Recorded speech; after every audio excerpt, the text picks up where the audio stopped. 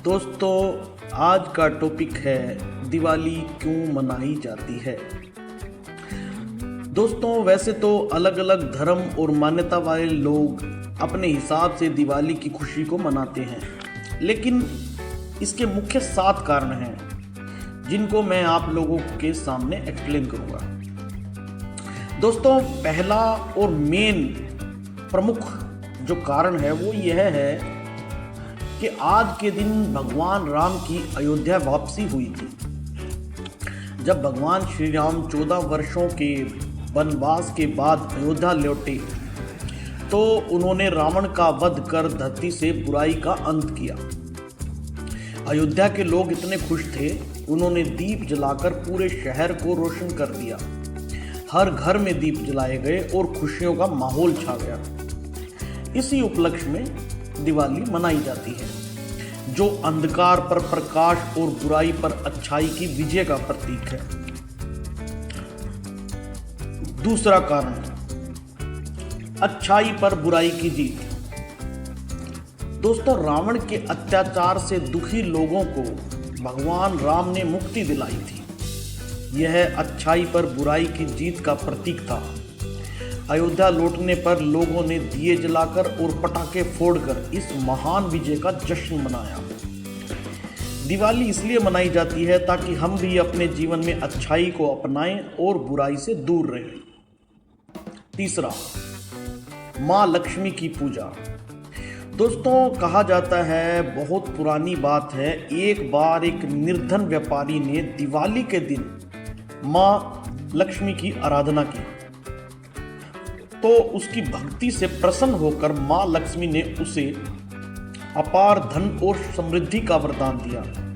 तभी से दिवाली के दिन माँ लक्ष्मी की पूजा करने की परंपरा है, ताकि हमारे घर में भी धन धान्य और सुख शांति बनी रहे। चौथा कारण, जैन धर्म में महावीर स्वामी का निर्वाण। महावीर स्वामी जो जैन धर्म के 24वें तीर्थकर थे। दोस्तों, जैन धर्म में तीर्थकर का मतलब है वह महान आत्मा या गुरु जिन्होंने आत्मज्ञान प्राप्त किया और दूसरों के लिए मुक्ति का मार्ग दिखाया। तीर्थकर का शाब्दिक अर्थ है तीर्थ का निर्माता। भगवान महावीर स्वामी दिवाली के दिन ही मोक्ष को प्राप्त हुए थे। उनके अनुयायी इस दिन को आध्यात्मिक शांति और आत्मविश्लेषण के रूप में मनाते हैं। इस दिन दिए जलाकर महावीर स्वामी के जीवन और शिक्षाओं का स्मरण किया जाता है। पांचवा कारण, सिख धर्म में बंदी छोड़ दिवस।